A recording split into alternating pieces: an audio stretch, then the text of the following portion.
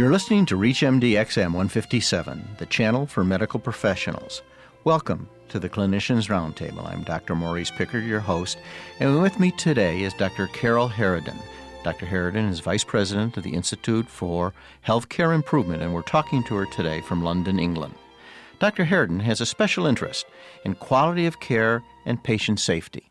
Thank you very much for joining us today. My pleasure. Could you tell me a little bit about the focus and vision of IHI, the Institute for Healthcare Improvement? Yes, the Institute for Healthcare Improvement, its main vision and its main goal is to improve the health and healthcare of people around the world. We began with a singular vision around improving healthcare in the United States. We now have a more global vision. We work in the UK. That's partly what I'm doing here. I'll spend 2 years managing our portfolio of safety and quality work with the NHS in the UK, but we work in South Africa, in Ghana, and in all of sub-Saharan Africa. We've worked in South America on multi-drug resistant TB and HIV areas. We do a great deal of work in the deprived areas of the country. We're doing a lot of work right now in improving chronic disease outcomes with Native Americans in the Bureau of Indian Affairs. We are a not-for-profit who spend all of their time and all of their energy focusing on improving healthcare systems so that patients can heal and providers can find joy. Is this a movement for change and collaboration, really a change in culture, or is it something else? I think it's a change in culture and a change in capability, and perhaps even a change in will. We think about improvement at the Institute as a trilogy of will, ideas, and execution. But in order to accomplish those, all of those, you have to be inside a culture that will accept them. So right now, we know that in certain areas we're lacking in will, and that means we simply don't really believe that care could be as good as it can be in other areas. So we might see an individual organization or two make some quite astounding progress in the care of patients with diabetes, let's say, or with congestive heart failure, or in areas of patient safety. And we tend to think of them as outliers, as though there's something special about them that surely that wouldn't happen for us. If we did similarly, we couldn't do it. There's something special about that hospital or that healthcare organization. And so we do a good deal of work on, first, building will. So helping people understand there's an enormous gap between where we currently work and where we could work, in the results we get now and the results we could get if we worked in a particular way, if we learned from those places that are doing it best. So building will is an incredibly important part. So you have to believe you can do it, or else really there's no point in giving you the 5-point improvement plan if you don't have any belief. So we spend a lot of time working on belief. There are a lot of people out there who do believe, and yet they're not really sure what to do next. So I guess the second piece is the notion of superior ideas. That is, what changes can you make today that will improve the outcomes of the patients that you serve or the healthcare system that you're working in? And we get those at the Institute. We don't develop those ideas for the most part. We do have an innovation engine, and we do actually do a fair amount of work in innovation, and it's an important piece of our work. But there's so much known out there. There's no point in innovating in areas where the best is already known. We have people out there in this world making tremendous and important contributions, and they're doing it all the time, and we aren't learning from them. We don't have a similar uptake. We don't feel the angst we might feel if we were in business, let's say, and one company were getting way ahead of ours. I think would be quite put off by that and say, my goodness, we can't afford this. We've got to get right up there and produce at that level. In healthcare, we don't seem to feel that same angst. We read the reports, we look at what others are doing, and while we applaud it, we don't feel similarly compelled to make those changes ourselves. So that's part of the will. Now, as far as the changes go, we try to take what others are doing, so we always reading, we have very wide search patterns, lots of relationships to find out who's doing the best work. And when we find somebody who may contact us and say, wow, we've been able to do this, isn't this great, we immediately call them or go and see them or both and say, tell us more about how you did this, and we study what they've done. And we put it out there and say, here's somebody who's been able to make these changes. Would anyone else like to try it? We put it together in a thing called a change package, which simply says, hey, make these changes doing it this way and measure it this way, and you ought to see an improvement. Others have, and you should too. You mentioned people. Is it the patient? Is it boards? Is it clinicians that you have to get to buy into these changes? Well, I think first and foremost it's clinicians and boards as well. The boards have a unique responsibility to ask the right questions, and that is, are we learning? How are we learning? How are we a learning organization? How do we know where we stand? Are we the best? Who is the best? Where are we against them? Typically, boards get offered benchmarking information. And in truth, benchmarking is often mediocre in the extreme. So, in fact, you don't look any worse than the others. But nobody looks toward the best. So we're actually not all that interested in benchmarking. We're much more interested in saying, how do we compare to the best in class, which is very different than a benchmarking exercise. Just pretty much saying we're hanging around the middle. So it's really important that the board asks the right question, and that is, why are we here versus who's doing the best work and how do we stack up against them. So asking the right question and building some will around that. But that doesn't change clinician behavior. Clinicians have to really believe they can change, they need to change, that their care isn't what it could be. So it's both. It's clinicians and it's the board and leadership. As far as patients go, I think it's going to take a while before patients, unless they're enormously literate, are probably not going to be able to wade through all of the clinical indicator data to say, gee, this is, in fact, the best clinical indicator. How do you, my clinician, stand up against this? How do you, my hospital, stand up against this? I think that's going to be a long time coming.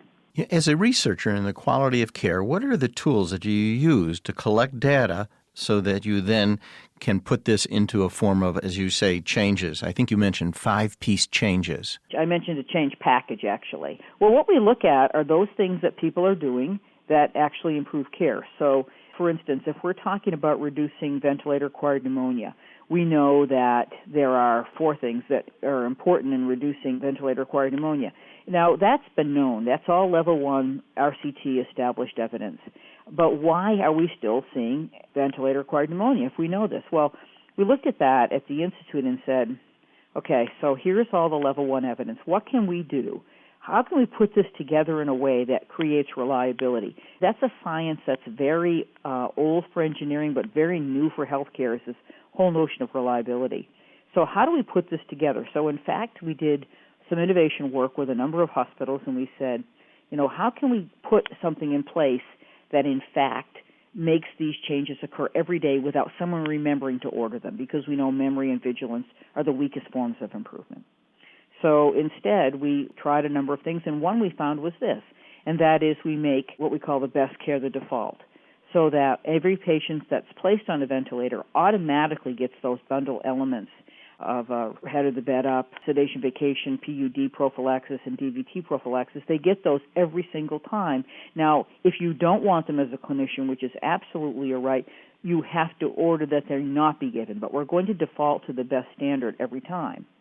When we saw that was enormously tractable. People started doing it. We started seeing huge reductions of much better care of ventilated patients, big reductions in ventilator-acquired pneumonia, and other complications.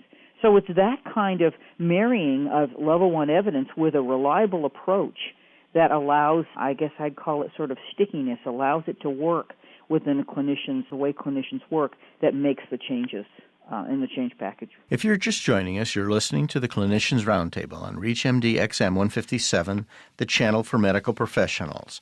I'm Dr. Maurice Pickard, your host, and today I'm discussing improving patient care and safety with Dr. Carol Haraden, Vice President of the Institute for Healthcare Improvement. You mentioned a word, bundle. Is this just a checklist that we offer people, or does it include something more than that? It's an excellent question. On the surface, it looks like a checklist, but here's the difference, I think, between a bundle and a checklist. When we initially put these 4 pieces together, when we talked to clinicians about them, we had 13 organizations who are working on improving outcomes in critical care as an innovation project. They pretty much looked at those and said, oh, ho-hum, we know about those, we have those as part of our checklist. We asked them to go back and take a look at how reliably these are occurring with patients, and they came back to the next meeting and they said, well, just as we thought, quite reliable. So, in fact, head of the bed up is 70% of the time, and when you look at DVT prophylaxis, we're at 90%. But reliability is multiplicative, not additive. So when we actually looked at how many patients get all 4, because all 4 are clinically indicated, not 2, not 3. The highest of those 13 organizations, and these were great healthcare organizations in this country, the highest was 13%. So when we started to look at the bundle, we said, no, we've got to think about this as an all-or-nothing measure.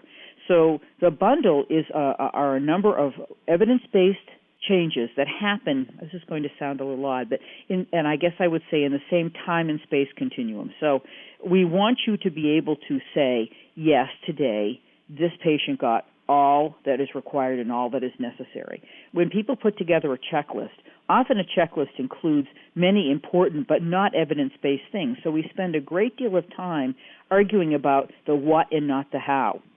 With a bundle, you should never be arguing about the how. The how is all evidence-based. The what is what we're going to argue about. How do you get these practices into place so that they are reliably done every time, and that you're measuring it in what we call an all-or-nothing manner, and that all changes occur. So you either get 100% or 0 every day for each patient. How about accountability? When you have a list, there's always that worry that at the bedside somebody will think somebody else is doing number 1 and 2, and I'm doing 3 and 4. How do you deal with that and to prevent errors? Excellent question.